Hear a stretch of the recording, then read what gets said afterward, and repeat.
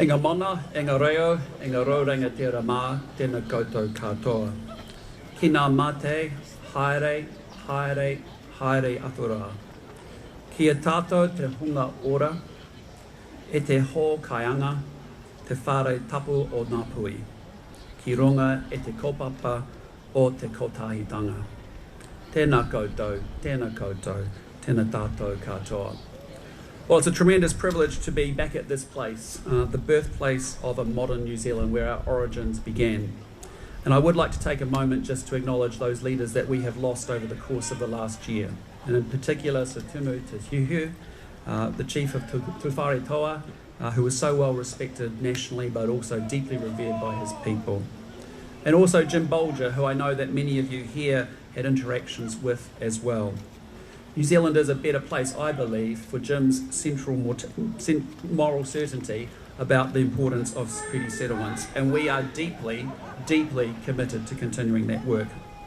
We will honour their memories, we will reap the benefit of their foresight for generations to come. Inga rangatira, haere, haere, haere atura.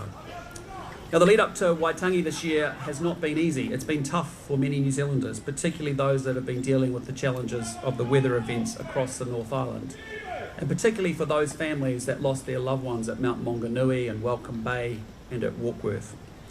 And I've spent a lot of time in the last few weeks in those affected communities and actually spent a lot of time with those families as well. And it is in the very best of those times that you see New Zealanders at our very best. In every place I've met people who just get stuck in, helping with rescue efforts, cooking food, providing a roof for family and strangers alike, or a shoulder to cry on. And whether it's emergency responders, marae, local sports clubs or volunteers, I've been incredibly proud of all the people I've met, the care, the professionalism, the manaakitanga that they have shown.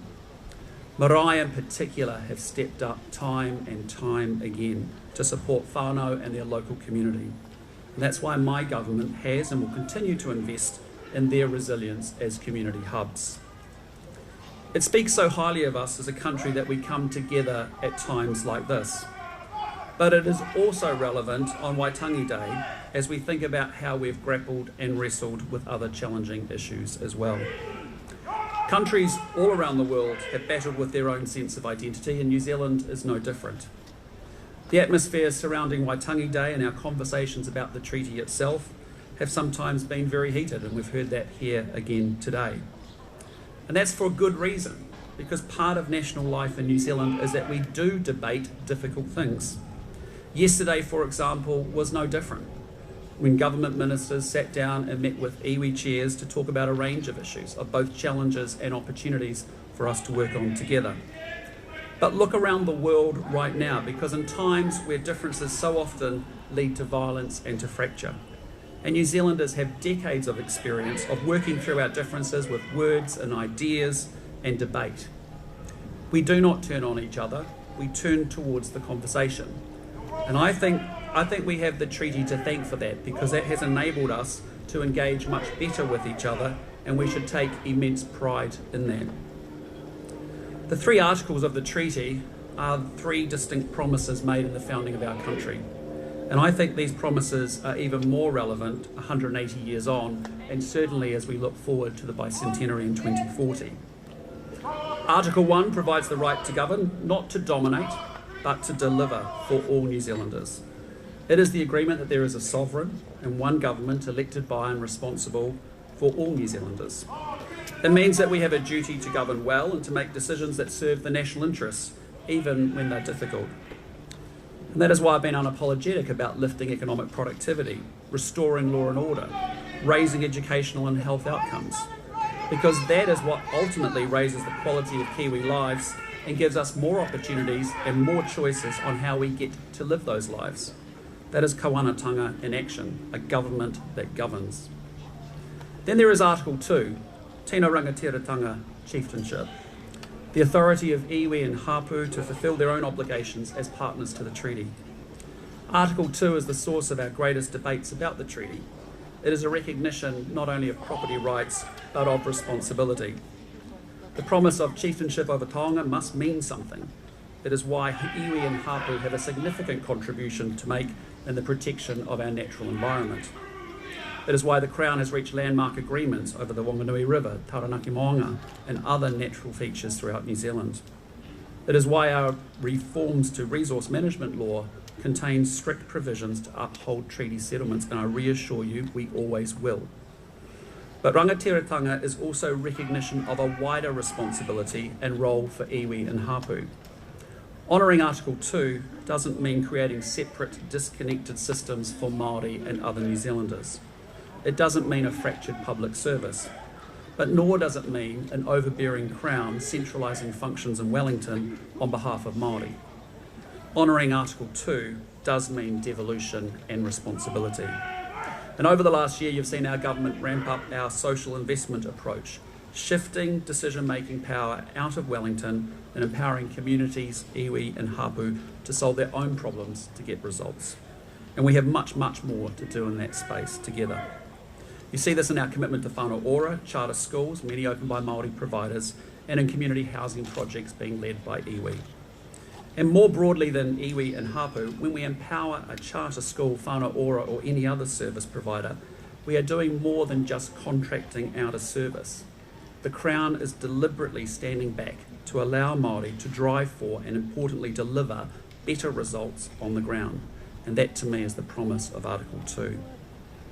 So let me turn to Article 3, Oreretitanga, equal citizenship.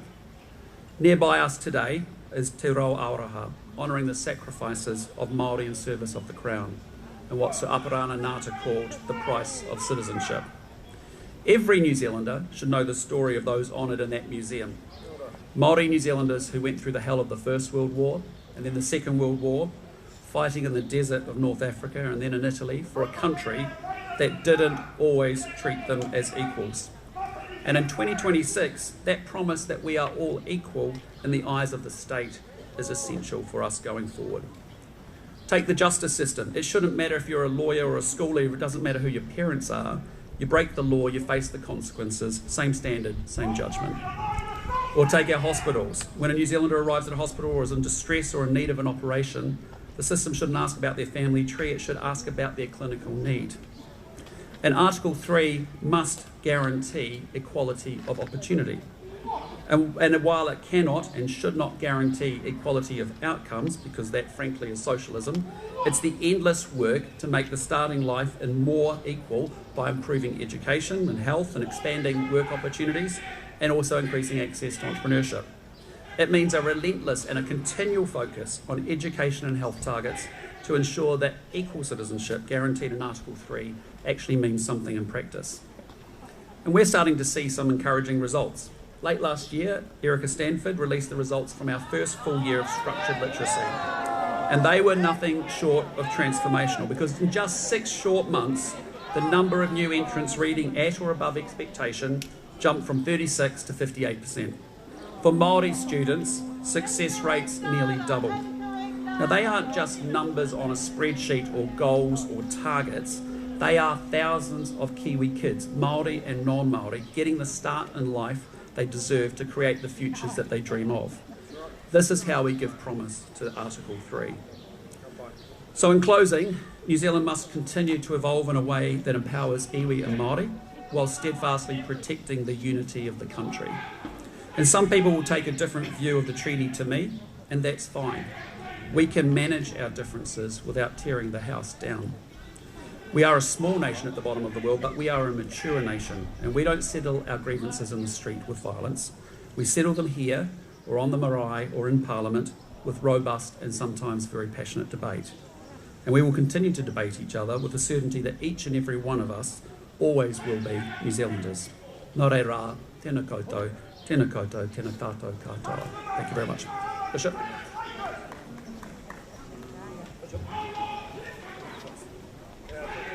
Bishop, I'll let you close out. Yep.